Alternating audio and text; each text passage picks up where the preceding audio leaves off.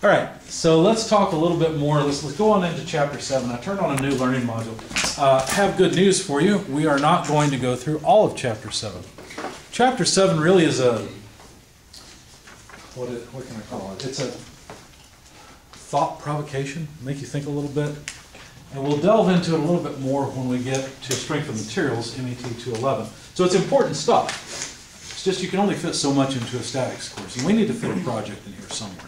I don't care if we have to wedge it in sideways. We need a project in it. But I want you to think about some things, because one of the things that happens in students is, or in statics, is that students begin to think of everything as two-force members. We usually end up concentrating on trusses because machines are hard, frames are not easy, and so students don't get a real good taste of making a plan for a solution with a mechanism, or dealing with beams in general, where it's something other than a two-force member.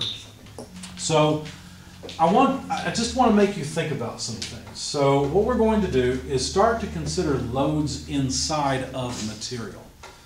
And that's a little bit strange. When you think about, as we just worked the backhoe problem, as you think about it, you realize, okay, we're solving for the force in the cylinder, so we can figure out how big a cylinder we need. Fine, that makes sense. But you can take it one step further. You don't have to break a free body at a natural break point. You don't have to break it at a joint. You don't have to break it at a cylinder. You don't have to break it at a pin. You could ask the question, how much force is in the material that makes up the cylinder? How much force is in the rod itself that is part of that cylinder? And that's important as well if you're going to design the cylinder, right? So, or even size it. So anyway, that's really where we're going, is to ask the question, what are the forces inside of material? Well, this is very important. Well, I'm going to give you some easy examples here, but this is important for everything, because you don't want the forces in the material to cause failure in the material itself. How many of you have ever seen a part that broke? Yeah. Where did it break? In the middle. In the middle? That's common. Where else might it have broken? At the connection. Connection? Why did it break at the connection? Shear. Too much Because stress. the stupid engineer didn't put enough material around that pin. That's why, right? You ever notice that? How many of you have worked on things and decided to go into engineering just because you thought you were going to do it right? I've been there. I worked on enough stuff where I thought, why didn't they give me enough room to put the wrench on it, or to put a socket on this piece, or why did they, minimize? You can tell sometimes when a plastic part, especially, are notorious for this. If the plastic part broke, whatever it may be, inside of a machine, and you want to glue it back together, plastic just does not glue well. You know that. At least, well, I haven't found a glue that works really well on most plastics. And you can actually melt plastic back together, but then that comes with its own problems. Anyway, it seems like that often an engineer or a designer will try to make a geometric thing, like a constant thickness around a pin, right, if you have a pin joint, and that's unnecessary. Where should you put the most material? Wherever the load's highest, right? That's what needs the most material.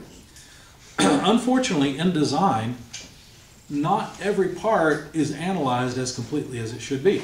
Often what happens is a designer will sit down in CAD and they don't have a whole lot of engineering experience, and they'll design something, it looks pretty, you build it, it seems to work, we go into production tomorrow. Well, what do you do if it matters? What do you do if this is not a kid's toy that you're selling and now Johnny's upset because his Christmas present broke because he jumped on it? Too bad, Johnny, right? What do you do if that's not the case? This is a defibrillator, or this is a part that goes into a hospital machine and the person dies if the part breaks. What do you do then? Well, you make daggum sure that thing's going to work under whatever reasonable, and probably some unreasonable loads too, right? If things bang, maybe it's a medical device banging around inside of an ambulance as it goes down the road. You don't want your part to fail in that case. So in that case, considering the amount of stress inside of the material is important. We'll define stress when we get to strength of materials. You can think of it right now as load per unit area. It's really what it is. So we're interested in how much load exists in the various members and how that load is distributed. Now, we won't get into how the load is distributed in this class, but we will get into how much load is there in various members. So notice that these beams are tapered. They're thinner in the center and larger at the end. Why? Is that a good idea or a bad idea? What do you think? Would it create like a dome effect, sort of like? Trying to make an arch. Okay, and arches are a good idea. right? The load is highest at the pillar. Is it really? Actually, the load will be highest here, so I think it might be a bad idea. In fact, if I were to design this, I might actually either take the top chord up farther or include some more material down at the bottom. Because I know that the moment in the center of this beam is actually highest, even if you assume a distributed load along the length of the beam. Okay? So anyway, we're going to learn about how you calculate the forces within material. So notice, here's something that's actually a good design, at least this column is. Notice there's more material down at the bottom. Does that make sense with your intuition? Yeah. Why? Your intuition's right in this case. Why? Because the further down you go, the more moment arm it has. That's The right. more it'll want to bend. That's right. But wait a second, isn't the center of gravity roughly there, and so isn't the moment arm just that distance? And it doesn't change. What other kind of load could there be beside the weight? Wind. Ah, you see this big sail just waiting for the next hurricane to come along? Okay, the reason this is thicker down here is because there might be a wind load this way tending to try to bend it over. See that? And so you're right. Then your moment arm is the distance from that force, and look how much the distance increases by the time we get down to the bottom. You're going to need a heck of a lot of material down here to support this thing. You know, And that's not a good great. example because the billboard's already leaning. Well, actually, I think it's sort of a wedge shaped like this. Yeah. Probably, I can't. Maybe it's hard to tell, but I don't think I'd want to be that building because if the wind blows it over, it's going to land right on the roof. Anyway, all right. So we talked about why they might be thicker at the bottom. What about this? This is a chain hoist. If you're not familiar with it, what it allows you to do is use mechanical advantage, usually gearing, so that you can lift heavier weight with lower force. Okay? So there's a lot of force out here. This is for raising an engine or something, you know, probably 1,000 pounds or so. Why do you think more material was added up here? That helps support it. I mean, it seems silly, doesn't it? Look how small that is by comparison to this. Is that really doing anything? What does your intuition say? You like it, you don't like it? How many people like this? How many people think, this is silly? Actually, this is a very good thing. The reason is because the farther this material is from there, the more strength it adds. And it's not just multiplying by a factor of 2. This is something on the order of the cube of that distance, the strength that it adds. So this is Also actually very notice good. that arm isn't at a 90-degree angle. It's Right, that's true. It's not. I don't know if that's intentional and they intend for it to flex some. I don't know. But notice, what does your intuition say about this what I will call an upper chord? Is it intention or compression? It's intention, because when you try to bend this arm by putting a load on it, it's going to try to stretch that material. So it doesn't have to be a lot of material, because if it turns out that compressive loads are worse than tensile loads. Think about it just intuitively. With this pen, if I wanted to crush this, not crush, if I wanted to make this pen fail, would it be easier to put it in a hydraulic press and crush it this way, or make some kind of fixture and pull it apart this way? Which would be easier, do you think? Crush it. Why do you think crushing? Because you don't have to have some kind of special thing to hold it. Actually, because what it might do is buckle. And if it buckles, then flattening it out is going to be super easy. Right? So buckling is actually a huge concern when you're dealing with members that are in compression. As a matter of fact, we just came through a whole chapter where you might think, hey, I can go out and get a job as a bridge designer. Well, the only problem with that idea is that we really didn't talk about how some of those members, some of those two-force members are in compression and not in tension. And so the failure mode in that case that concerns you most should be buckling, where the member fails because, not because the material itself fails, but because it's a geometric failure, right? It goes out of geometry. And you get excessive deflection that then is catastrophic. On top of the fact that it fails suddenly. You're going along the bridge, everything seems fine, and then boom, it's in the water.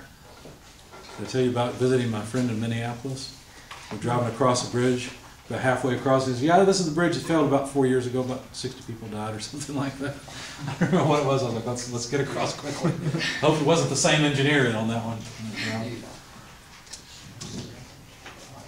So why might it have been done to reinforce the... Oh, by the way, why would you not put it on this side? Because of compression. Because of compression. Excellent. Very good. So internal forces. So what I want to do is get you away from the idea that everything's a two-force member, because actually very few things are two-force members. Most things are frames, not trusses. Most items, most members are beams and not simple two-force members, because remember, we neglected weight, didn't we? And often a beam is set like this, and so the weight of the beam comes into play as well. So we need to know the forces within the material. We're not just interested in forces at pins, for example. We're now interested in what force exists inside of the beam because of these external loads and because of the reactive loads. Well, the first thing to do is to always calculate the reactions and figure out what's going on with the overall free body. But once you do that, and once you found all the support reactions, then what you do is you take a free body, you pretend that part of it's not there. Ouch.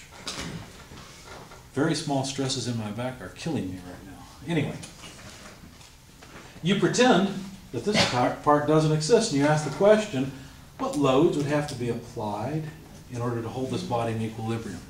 Now here's the good news. There are only three that we will ever have to consider, at least in two-dimensional problems. A force in this direction, a force in this direction, and a moment. That's it. Same thing that we had to consider when we considered reactions. Two force directions, one moment, going out of the page. It's the same story here, it's just we give them special names. In this case, this force, you could probably extend what we've done so far and come to realize that we've already kind of played with that force. If we had a two-force member where we had two forces at either end pulling on it so that it was in tension, you can imagine that if I'm pulling with 10 pounds here, imagine breaking it apart into two pieces, there's also 10 pounds right there pulling in the opposite direction. So an internal force in that direction, that's pretty easy to understand. The ones that are a little more confusing are what we call shear, that's a lateral force, and the moment within the beam. And that might seem a little bit difficult to understand, because when I take this and I apply a moment at the end and I bend it, or apply a moment like this through forces, you see it deflect. It's deflecting upwards, right? You don't think about there being a moment there, but think about it this way. Without that other part, if I apply force this way and this way, it's going to turn, isn't it? What is it keeping it from turning? This other bit is applying a twist to it. You see that? And that twist is in the material. Okay? Another way to think about this that has helped students in the past, let me sketch something else at the board. I saw the light come on in more than one student's eyes when I drew this and explained it this way, and so it has encouraged me to continue using it. Instead of thinking of a beam as a solid piece like this, if you're interested in understanding what I mean by the moment within the beam, let's just pretend there's a load here, these are reactions, A, Y, B, Y, and this is an external load P.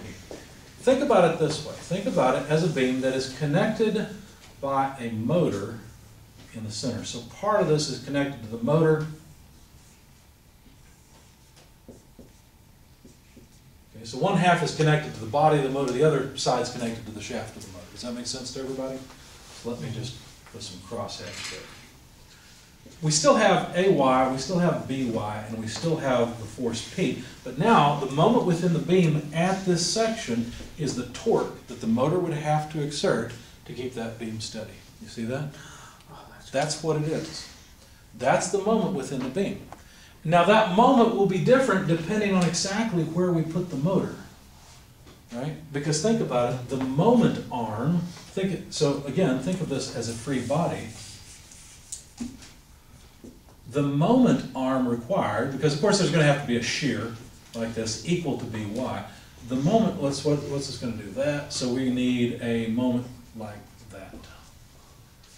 The moment required at this section and the torque required will be less than if we move the moment over, or the section over, because think about it, we're just going to have a longer moment arm. Still the same shear, because sum of forces in the y direction is still the same thing, but now the moment required for equilibrium will be larger here than it was here. Is what determines the moment arm the length of the motor from the applied force, or the length of the motor from the end? Notice that the end is where the moment is applied. All I'm doing is moving these out where you can see them. I'm talking about always the diagram below. Like if P was applied closer to A. Well, the moment within the beam is going to vary depending on exactly where P is Yeah. located. That is true. In fact, that's where we're going with this, is what exactly is the moment at every point along the length of the beam as a function of where we put this load, or as a function of whatever load we put on it. Sounds like calculus. It is. It actually is. Here's the good news. I'm going to spare you the calculus until we get to strength of materials 211. That's one of the reasons we're skipping all but section 7.1.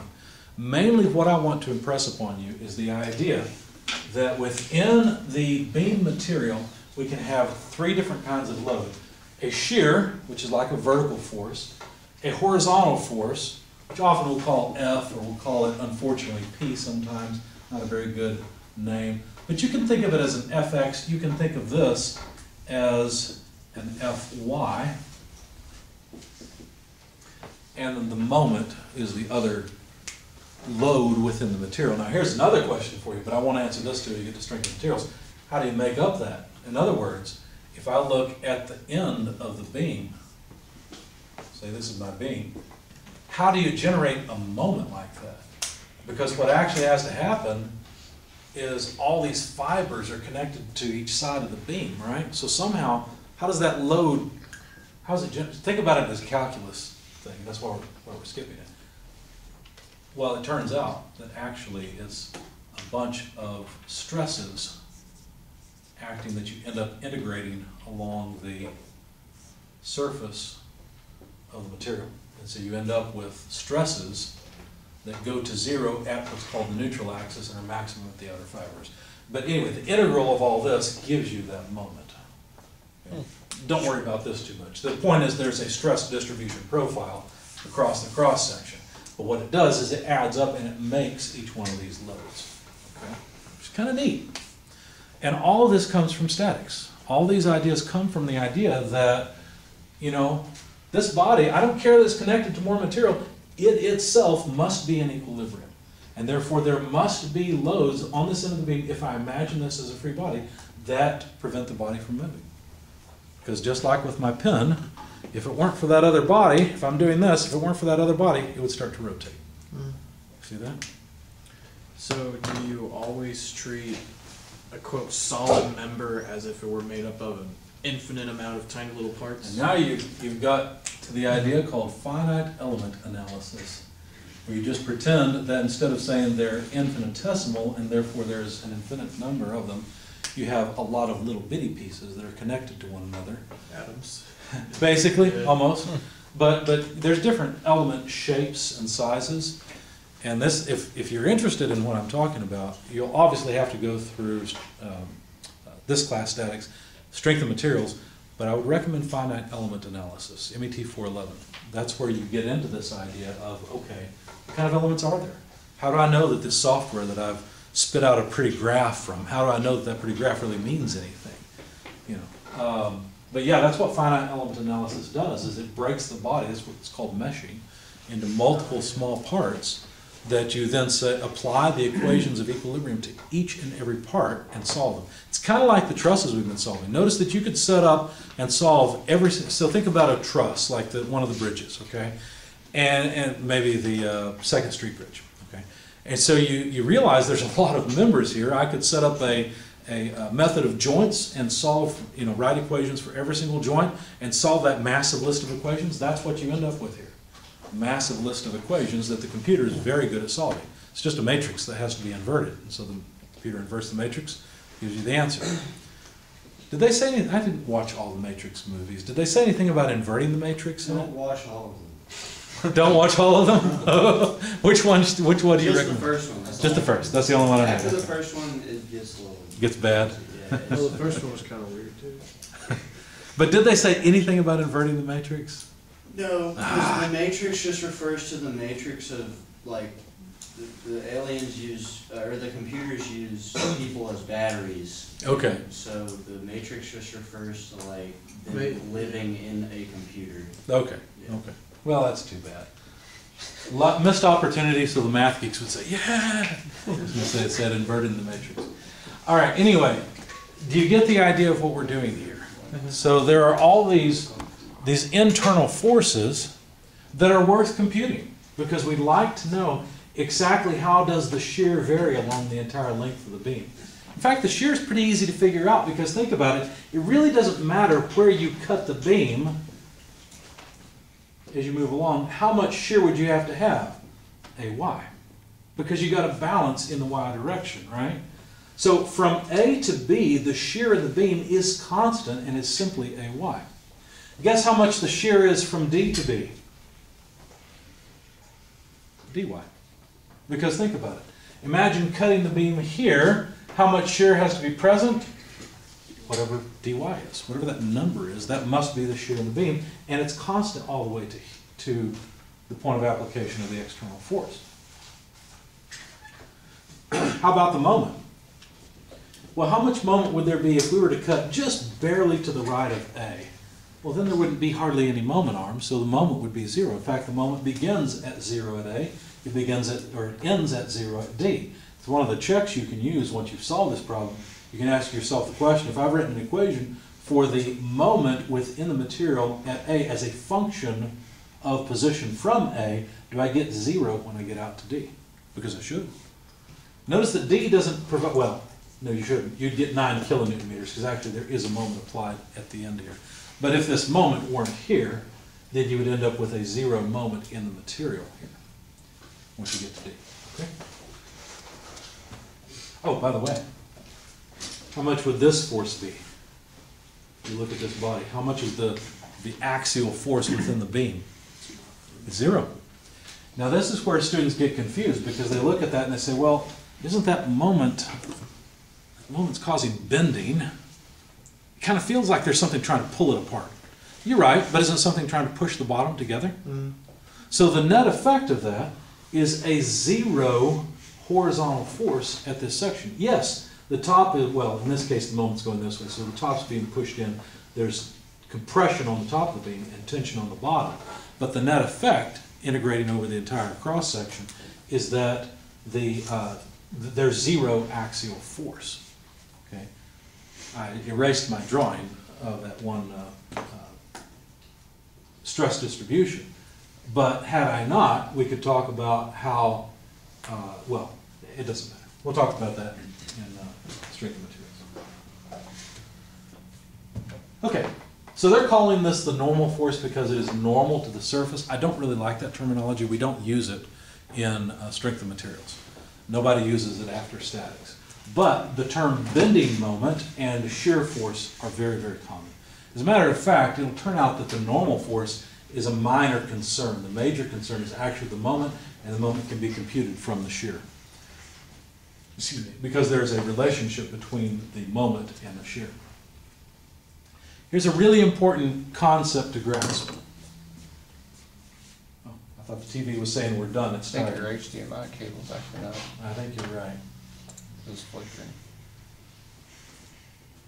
Here's a really important concept to grasp. When you imagine splitting a beam into 2 parts, you've got to realize that there are equal and opposite loads on both sides. Does that make sense? So if this beam is pulling on this half of the beam or this left portion of the beam, then this beam is pulling on the other side, right? Equal and opposite forces and equal and opposite moments as well.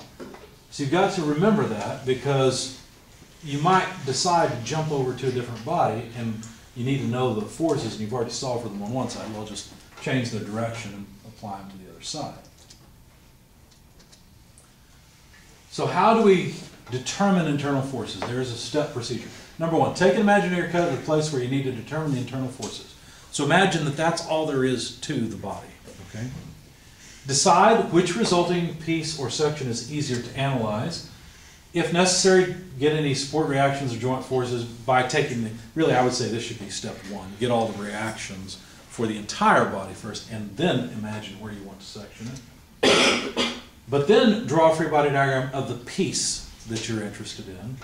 Apply all of those external forces and reactions that you found to that piece, and ask yourself the question, how much normal force, shear, and moment at the cut surface is required to hold that little piece in equilibrium given the external loads that are on that piece and the reactions on that piece. Okay? Then apply the equations of equilibrium and solve for the unknown internal loads. Notice there's 3. There are only three. The normal load, the shear, and the moment. And we should have enough equations to solve those. Okay? All right, so they have an example here. We are almost out of time. Let's just see if you're understanding what I'm saying. A column, simple column, it's loaded with 100 newtons of force. At which sections are the internal loads the same? So if you imagine cutting this at Q and just take this section off and look at it, how much, well, what kind of force would you have to have at Q? Would you have to have a normal load, a shear load, or a moment to counteract the 100 Newton force? You need a normal load, right? What would the magnitude be at Q? 100 newtons. What about at R? 100. What about at P? 0. The force is applied below P. There is no load at P. You see that? So Q and R actually have the same internal load. You see that? So now it matters where the force is applied, whereas it really didn't that much before. So there's going to be stress in all of this material, but this material is just sitting here doing nothing. What does that suggest to you that we could do with this material? We don't need it. Exactly. Have you ever noticed some automotive parts and how oddly they're designed? They'll have holes here and there or ribbing in various places. You wonder, how did they decide where to put that? Well, they put extra material wherever they found more stress. Wherever the loads were highest in the material, that's where it went. Except for those pieces that you're having to replace because they broke, right? They messed up somehow. A column is located or is loaded with a horizontal 100 Newton force. At which section are the internal loads the largest? By the way, what is the load at P? Nothing. How do you know it's nothing there? Because all the reactions come from here. There's nothing touching this, right? So there's no way any load could be applied up here. Again, this section is superfluous. We don't need it. What about Q, R, and S? How would the internal loads, would they be the same there? They're different. Well, let's be careful. Something would be the same. What would be the same? At Q, R, and S. The shear, excellent. The shear would be the same. What would be different? The moment. Where would the moment be the largest? Yes. Good. So you guys are experts. You're going to be great at strength of materials. I can see it coming.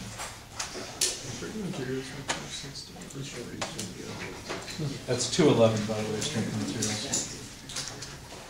Last one. Determine the magnitude of the internal loads, normal, shear, and bending, at point C. So we've got a 100 Newton load and an 80 Newton load. How much is the normal load at C? If we imagine cutting it here, the normal load would have to be 100. So it's either A or B. How about the shear load? 80. Again, A or B. How about the bending moment? Imagine taking a free body diagram here. How much moment do you have to apply at this point to resist the moment of that 80 Newton load? 40 Newton meters. 1/2 meter times 80 newtons. So the answer is B. See that? Whereas at point C we're down lower, then maybe A would be the correct answer. In fact, if we were down at the bottom, then A would be the right answer. Well, it depends, yeah. Last one. A column is loaded horizontally with a 100 Newton load, or 100 Newton force. At which section are the internal loads the lowest? P. That's an easy one. All right. Sounds like you guys are done. We're out of class time. Have a good day. When you're looking at the next test, I didn't even see Peter.